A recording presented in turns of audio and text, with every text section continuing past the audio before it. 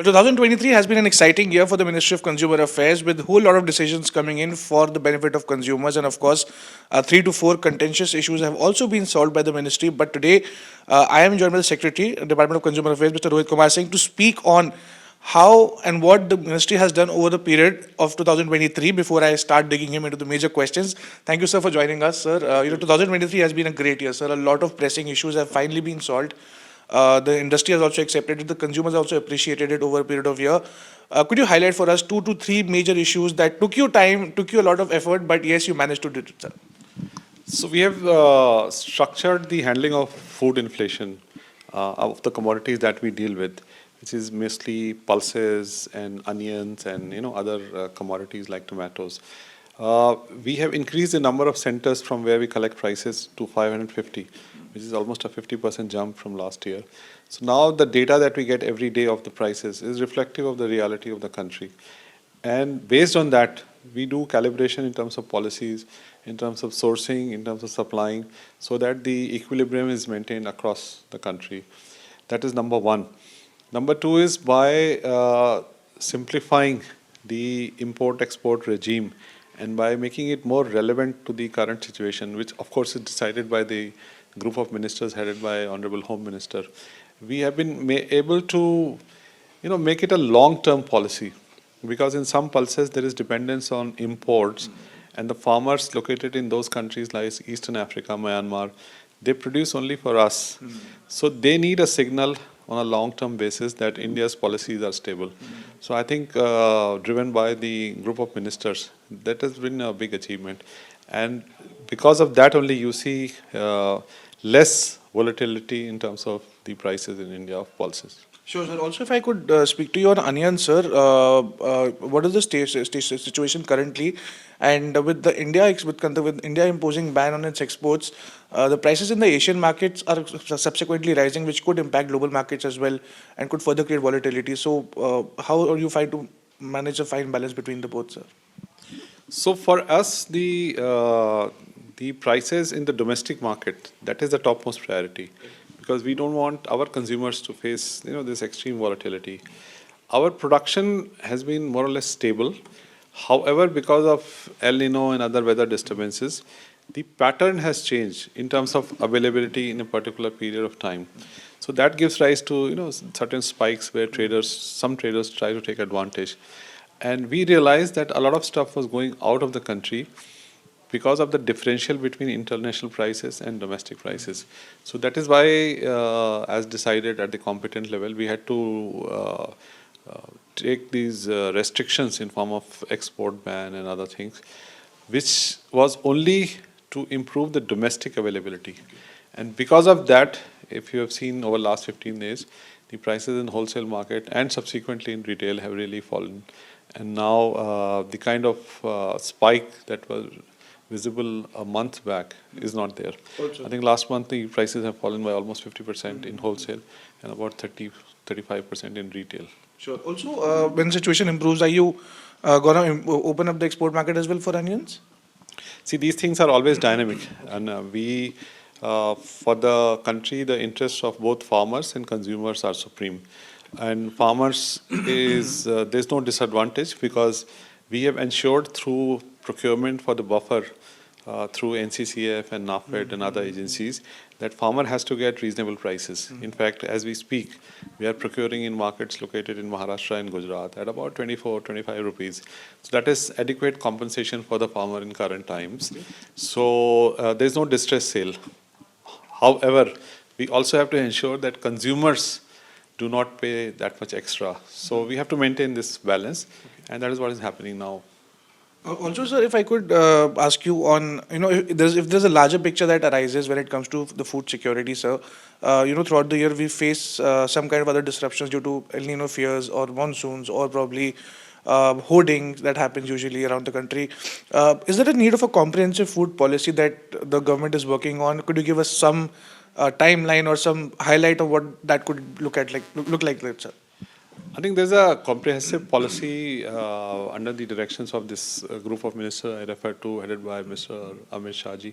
So he has given directions that for the buffer for pulses, you buy directly from the farmer. So if the commodity is not available at minimum support price, you can buy from the buffer, of course, through a competitive process, determining the price at the market rates.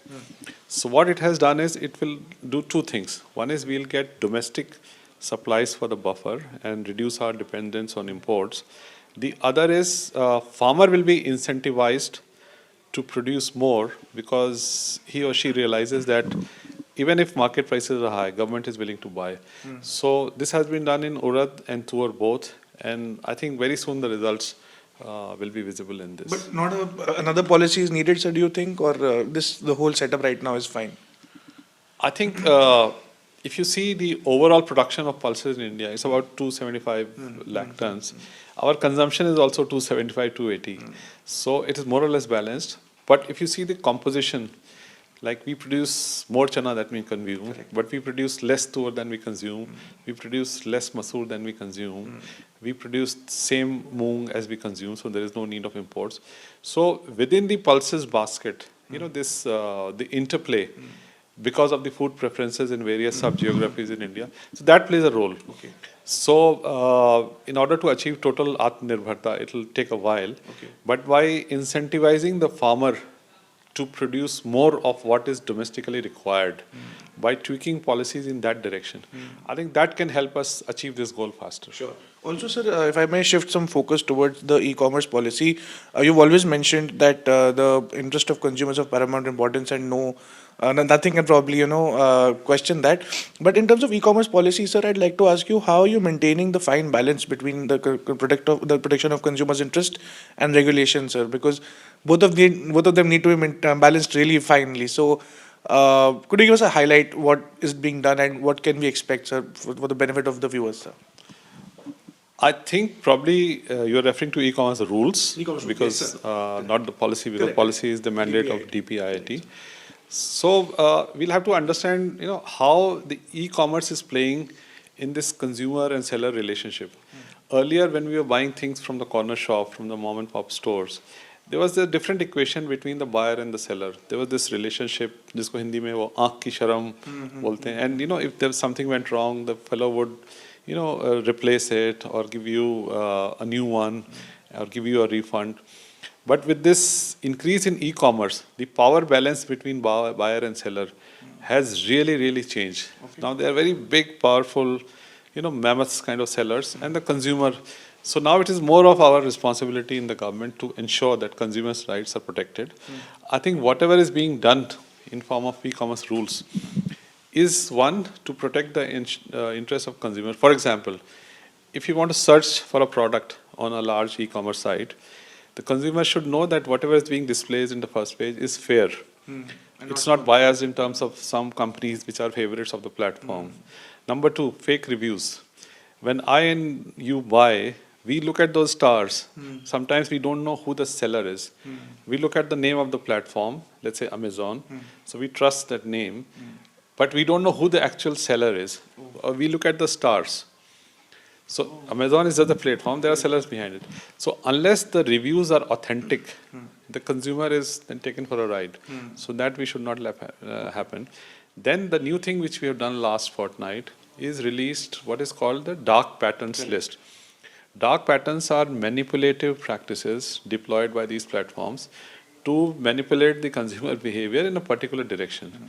So our responsibility is to make the consumer cautious that these are the things which platform might try to do, and in our legal parlance, these are unfair trading practices. So please be aware on the consumer side, and we are telling the platforms that if you indulge, you will be penalized under the relevant act, under the relevant section of the consumer protection. Notified putting a ban on such things, sir. Also, sir, recently, there were reports that you have written to center and to states and UTs, specifying them to have the weighing machines at the airports being checked and regularized, sir, so that what led to that development, sir, and what made you feel that such a need arises so that consumers don't face a pinch of heat at airports weighing machines, sir? So that is a point of concern, especially. So this is a regular process under the Legal Metrology Act and the rules therein. There is a periodicity prescribed as to how all these weighing instruments need to be calibrated. See, if you see the airports with the policy, the Udan thing, and the number of passengers has really, exploded.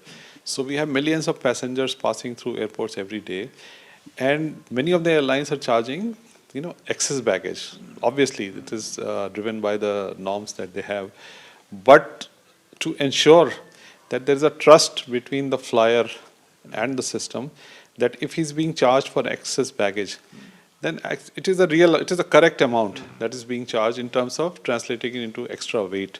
So those machines need to be measure the weight correctly, and it's a routine thing. So we have asked that all the airports, our people should go and check. We've also said, please do such checking in off-peak hours. Please do not interrupt in the process of the business of airlines. And all airports have peak hours and off-peak hours.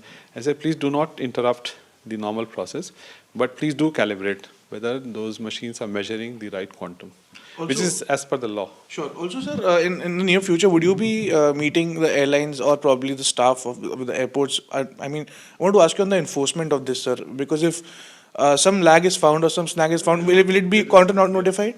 Yes, there is a provision in the Legal Metrology Act and rules that if the difference is there. In fact, some time back, even the railway stations we checked, because there's a lot of stuff which goes there also. So there are provisions in the law that if the weighing instruments are not calibrated appropriately, then what is the consequent action? So obviously it's part of the normal process. So last question, sir. What happens in 2024, sir? How's the year for the ministry looking like? What more can we expect? Any on-the-record news that you can give us, sir? I think our hands are full. Our plate is full. And I think what we are looking at is, as everybody else, is how is this artificial intelligence and other such technologies going to affect this relationship between the consumer and the seller?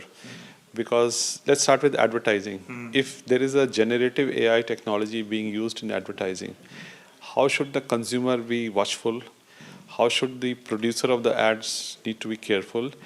And the regulator, how should they define the boundaries of this relationship as to what is right, what is wrong? It is a tough ask, but we need to work on that.